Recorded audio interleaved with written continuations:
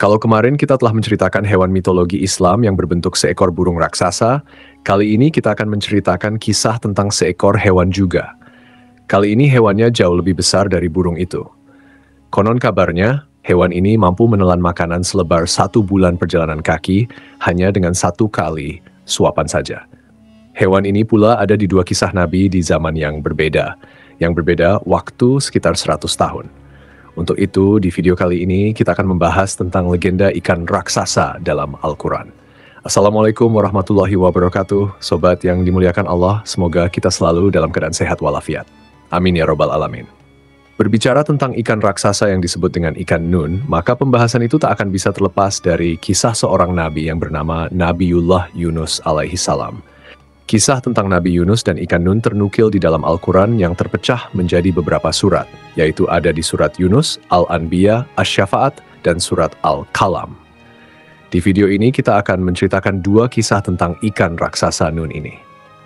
Yang pertama, ketika ikan Nun hidup di zaman Nabi Yunus alaihissalam, dan yang kedua ketika ikan Nun yang sama muncul di zaman Nabi Sulaiman alaihissalam. Nah, sekarang kita akan mengisahkan tentang ikan Nun yang hidup di zaman Nabi Yunus alaihissalam. Kisahnya begini, teman-teman. Nabi Yunus memiliki ayah yang bernama Amitai atau yang lebih dikenal dengan Mata. Jadi nasabnya adalah Yunus bin Mata.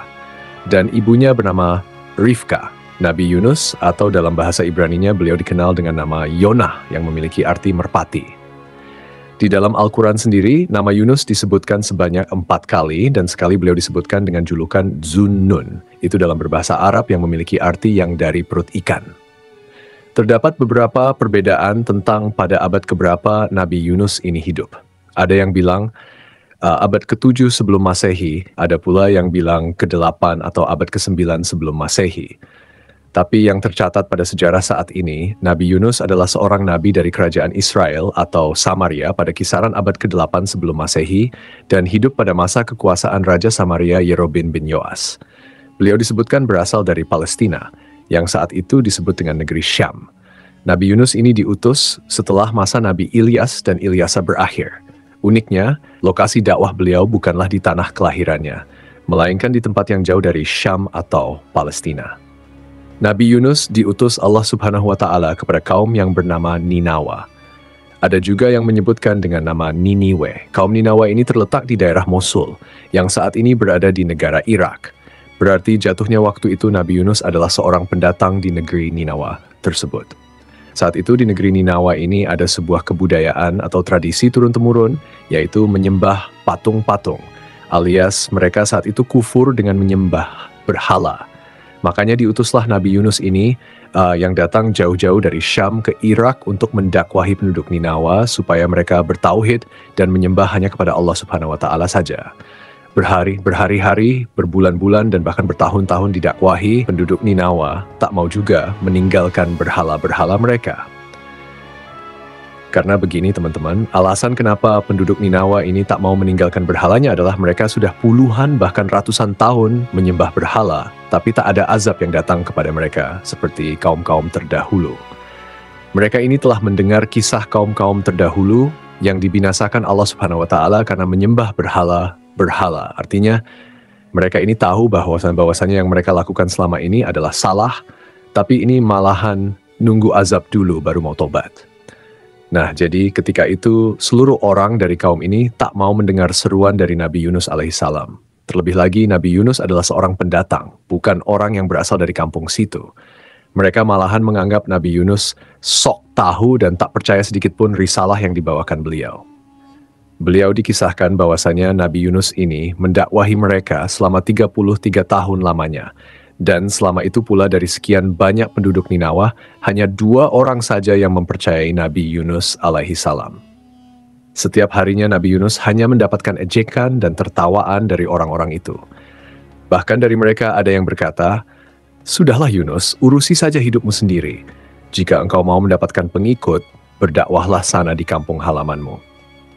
Nabi Yunus yang notabene adalah manusia biasa, mendengar hinaan dan penolakan itu beliau kecewa dan menjadi marah. Dan pada suatu hari Nabi Yunus pun memutuskan untuk pergi meninggalkan kaumnya. Saat itu Yunus pergi dalam keadaan hati yang kecewa dan marah. Beliau berjalan menuju sebuah dermaga dan meminta izin untuk menumpang di sebuah kapal, yang padahal kapal tersebut sudah kelebihan muatan. Namun, nahkoda kapal tersebut tetap mengizinkan Nabi Yunus untuk ikut di kapal itu. Dan ingatlah kisah Zunnun atau Yunus ketika dia pergi dalam keadaan marah, lalu dia menyangka bahwa kami tidak akan menyulitkannya. Maka dia berdoa dalam keadaan yang sangat gelap, tidak ada Tuhan selain Engkau, Maha Suci Engkau. Sungguh aku termasuk orang-orang yang zalim. Al-Quran Surat Al-Anbiya, ayat ke-87 sampai 88. Tak lama berselang setelah kepergian Nabi Yunus alaihissalam, tiba-tiba tanda-tanda azab Allah subhanahu wa ta'ala pun muncul kepada kaum Ninawa yang ditinggalkan beliau.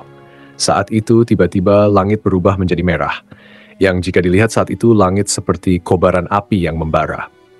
Orang-orang Ninawa pun menjadi ketakutan. Mereka baru sadar akan peringatan dari Nabi Yunus alaihissalam. Tapi apa daya, saat itu Nabi Yunus telah meninggalkan mereka. Mereka pun bingung ketika itu harus minta tolong kepada siapa. Dan mereka pun kembali teringat kepada nasib orang-orang yang tidak bertakwa seperti mereka, yang dibinasakan Allah subhanahu wa ta'ala pada zaman dahulu.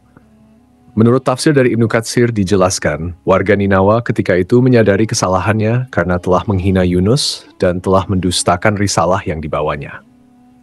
Di saat langit berubah merah, seluruh penduduk Ninawa pergi ke hamparan padang pasir, dan mereka pun mulai berdoa dan meminta pengampunan kepada Allah subhanahu wa ta'ala. Mereka disebut berdoa selama 40 malam, dan akhirnya Allah subhanahu wa ta'ala berkenan memberikan pengampunan dan membatalkan azabnya. Teman-temanku seiman, kita kembali ke cerita Nabi Yunus yang menaiki kapal. Nah, setelah kapal yang ditumpangi Nabi Yunus telah berada di tengah lautan atas izin Allah subhanahu wa ta'ala, ketika itu terjadi badai yang cukup besar hingga kapal terhantam gulungan-gulungan ombak besar. Kapal pun ketika itu terombang-ambing dan mulai ada beberapa bagian kapal yang rusak karena terkena gelombang besar. Kapal yang ditumpangi Nabi Yunus ini perlahan-lahan mulai terlihat akan tenggelam. Lalu nahkoda dan orang-orang yang ada di kapal itu pun mulai berpikir bagaimana caranya supaya kapal mereka tidak tenggelam. Akhirnya mereka putuskan untuk membuang semua barang bawaan mereka di kapal itu demi mengurangi beban kapal supaya kapal itu bisa stabil lagi. Nah, setelah semua barang telah dibuang, kapal itu mulai sedikit stabil. Tapi masalahnya adalah pengurangan beban masih dirasa kurang karena kapal masih terus tenggelam. Dan kalau dibiarkan, seluruh orang di kapal itu akan mati tenggelam. Akhirnya mereka pun memutuskan untuk membuat sebuah undian. Siapapun orang yang namanya keluar di undian itu, maka dia harus dilempar keluar dari kapal. Ternyata teman-teman, nama pertama yang keluar di undian itu adalah Nabi Yunus alaihissalam. Tapi orang-orang ketika itu merasa tak tega kalau harus melempar Nabi Yunus ke lautan karena dia adalah pria terhormat. Lalu orang-orang pun mulai melakukan pengundian ulang. Lagi-lagi yang keluar nama Nabi Yunus alaihissalam. Bahkan di undian ketiga kali pun yang keluar tetaplah nama Nabi Yunus. Akhirnya melihat namanya keluar 3 kali secara berturut-turut, tanpa perlu diminta Nabi Yunus pun langsung melompat keluar kapal dan menceburkan diri ke lautan lepas. Abdullah bin Mas'ud melalui riwayat Ibnu Katsir menceritakan bahwa tak lama setelah Nabi Yunus terjun ke laut, tiba-tiba ada seekor ikan besar datang. Kemudian ikan itu menelan secara utuh tubuh Nabi Yunus. Setelah menelan Nabi Yunus, ikan besar itu langsung pergi ke dasar lautan dengan Nabi Yunus berada di dalam perutnya atas izin Allah subhanahu wa ta'ala. Tak sedikit pun Nabi Yunus terluka akibat insiden itu. Namun sesaat ketika Yunus ditelan, beliau kaget dan sempat pingsan beberapa saat. Nah, setelah sadar, beliau mengira dirinya sudah mati. Namun begitu mengetahui tubuhnya tak terluka sedikit pun, Nabi Yunus langsung bersyukur dan berdoa di dalam keadaan gelap gulita itu. Mendengar doa dari Nabi Yunus alaihissalam, kemudian Allah subhanahu wa ta'ala memaafkan Nabi Yunus, yang sejatinya Allah subhanahu wa ta'ala berencana untuk mengurung Yunus hingga hari kiamat. Namun karena doanya tersebut, akhirnya Allah subhanahu wa ta'ala mengeluarkan Nabi Yunus dari dalam perut ikan itu. Dan sungguh Yunus benar-benar termasuk salah seorang rasul. Ingatlah ketika dia lari ke kapal yang penuh muatan, kemudian dia ikut diundi, ternyata dia termasuk orang-orang yang kalah dalam undian.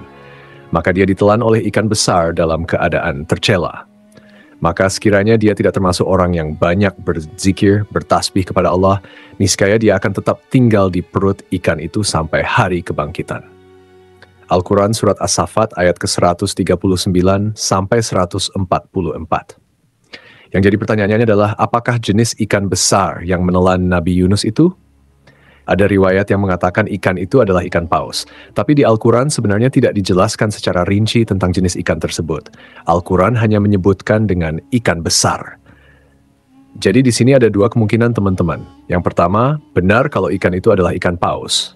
Sementara yang kedua, mungkin saja itu adalah ikan jenis lain yang memang khusus Allah Subhanahu wa Ta'ala ciptakan untuk menguji Nabi Yunus alaihissalam. Teman-temanku seiman, singkat cerita, ikan besar yang menelan Nabi Yunus itu pun menepi ke pinggir sebuah pantai. Lalu Nabi Yunus dimuntahkan oleh ikan ini dalam keadaan tetap hidup. Namun ketika itu, kondisi Nabi Yunus ketika itu sangat memprihatinkan. Beliau jatuh sakit dan badannya sangat lemah, karena selama di dalam perut, ikan beliau kekurangan makanan dan minuman. Ditambah lagi, pulau tempat dia terdampar itu adalah pulau yang memiliki tanah yang tandus. Jadi cukup sulit untuk mencari makanan. Tapi teman-teman, Allah Subhanahu wa Ta'ala lagi-lagi menolong utusannya ini. Atas izin Allah Subhanahu wa Ta'ala, di sekitaran pulau itu tumbuh sebuah pohon semacam pohon labu. Dan Yunus memakan buah dari pohon tersebut sampai badannya kembali membaik seperti sedia kala. Kemudian kami melemparkan dia ke daratan yang tandus, sedang dia dalam keadaan sakit. Kemudian untuk dia, kami tumbuhkan sebatang pohon dari jenis labu. Dan kami utus dia kepada 100.000 orang atau lebih sehingga mereka beriman. Karena itu kami anugerahkan kenikmatan hidup kepada mereka hingga waktu tertentu. Al-Quran Surat As-Saffat ayat ke-145 sampai 148. Kisah kedua yang berhubungan dengan ikan nun ini berasal dari sebuah kitab yang berjudul Kitab Durratun Nasihin, karya dari Syekh Utsman bin Al-Hasan bin Ahmad Asy-Syakir Al-Kaubawi. Kisahnya begini teman-teman. Nabi Sulaiman adalah seorang nabi sekaligus raja yang sangat sukses. Sebagai raja, Nabi Sulaiman memiliki kekayaan yang luar biasa banyak. Diceritakan dalam literatur, bahkan dalam Al-Quran yang menjelaskan tentang kekayaan Nabi Sulaiman alaihi salam yang jumlah hartanya sangat melimpah. Banyak ulama berpendapat Nabi Sulaiman adalah manusia paling kaya yang pernah Allah Subhanahu wa Ta'ala ciptakan. Walaupun diberi harta yang melimpah, Nabi Sulaiman tetap seorang hamba yang selalu taat dan beriman kepada Allah Subhanahu wa Ta'ala. Dengan harta yang begitu banyak itu, Sulaiman tidak pernah sombong dan pelit. Dan dia terkenal sebagai raja yang sangat senang sekali bersedekah. Pada suatu hari, terpintas di benaknya waktu itu, Nabi Sulaiman ingin memberi makan semua makhluk hidup di muka bumi ini, termasuk hewan di darat, di laut, dan di udara. Kemudian Nabi Sulaiman meminta izin kepada Allah Subhanahu wa Ta'ala, "Ya Allah, ya Rob, perkenankan hamba menyediakan makanan untuk semua makhluk hidup setahun penuh." Allah Subhanahu wa Ta'ala berfirman, "Sungguh engkau tidak akan sanggup." Kemudian Nabi Sulaiman kembali berkata, "Kalau begitu izinkan hamba menyediakannya dalam sehari saja." Akhirnya, ketika Nabi Sulaiman telah mengantongi izin dari Allah Subhanahu wa Ta'ala, Nabi Sulaiman langsung memerintahkan pasukannya, baik dari kalangan jin dan manusia. Mereka ditugaskan untuk mendata semua makhluk yang ada di muka bumi. Setelah selesai mendata jumlah seluruh makhluk hidup yang akan diberi makan, maka mereka pun mulai memasak dan mengumpulkan berbagai macam makanan.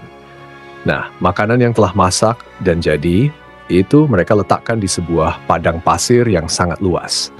Jadi teman-teman, demi memenuhi kebutuhan makan seluruh makhluk hidup ketika itu, mereka menyiapkan makanan selama 40 hari penuh dan mengumpulkan seluruh makanan itu di sebuah padang pasir, hingga diceritakan panjang dari makanan itu adalah 1 bulan perjalanan kaki dan lebarnya juga sama. 1 bulan perjalanan kaki. Itu sungguh hidangan makanan yang luar biasa banyak. Selama mereka menyiapkan makanan ini selama 40 hari, Nabi Sulaiman telah memerintahkan angin untuk tidak berhembus di padang pasir itu karena ditakutkan makanan yang ada di situ jadi rusak dan hilang. Ketika hidangan makanan itu telah siap untuk disantap, lalu Allah Subhanahu wa Ta'ala bertanya kepada Nabi Sulaiman, "Makhluk manakah yang akan memulai memakan hidangan yang engkau sediakan ini?" Nabi Sulaiman menjawab, "Mereka yang mendarat di darat dan di laut." Kemudian dengan kekuasaannya, Allah Subhanahu wa Ta'ala memerintahkan seekor ikan besar dari kedalaman laut yang akan menyantap makanan itu. Ikan besar ini langsung keluar dari air dan memakan seluruh makanan yang ada di padang pasir itu hingga semuanya habis dengan hanya satu kali suapan saja, karena saking besarnya ukuran tubuh ikan raksasa ini. Alangkah terkejutnya Nabi Sulaiman ketika itu. Makanan yang telah disiapkan selama 40 hari bisa habis dengan satu makhluk saja, yang lainnya belum kebagian. Bahkan ikan raksasa ini setelah selesai menyantap hidangan, dia berkata kepada Nabi Sulaiman, "Wahai Sulaiman, kenyangkanlah perutku. Sekarang aku masih merasa lapar." Pada saat itu Nabi Sulaiman langsung bersujud sambil menangis kepada Allah Subhanahu wa Ta'ala. Beliau memohon ampunan karena merasa sombong dan merasa mampu memberi makan semua makhluk hidup. Padahal untuk memberi makan satu ikan saja dia masih belum cukup mampu. Kisah Nabi Sulaiman ini memberikan kita pelajaran dan peringatan bahwa Allah Subhanahu wa Ta'ala itu benar-benar maha kaya dan tak ada yang bisa menandingi kekayaannya. Apalagi itu cuma Nabi Sulaiman alaihissalam. Dan hanya Allah Subhanahu wa Ta'ala lah yang sanggup dan mampu memberi makan seluruh makhluk hidup di muka bumi ini dari awal zaman hingga akhir zaman. Jadi, itulah kisah tentang legenda ikan raksasa dalam Al-Quran. Semoga kisah ini bermanfaat, lebih dan kurangnya mohon dimaafkan. Yang benar datangnya dari Allah Subhanahu wa Ta'ala, khilaf atau keliru itu datangnya dari saya pribadi sebagai manusia biasa. Sampai ketemu di kisah-kisah seru yang penuh makna selanjutnya. Saya akhiri. Wassalamualaikum warahmatullahi wabarakatuh.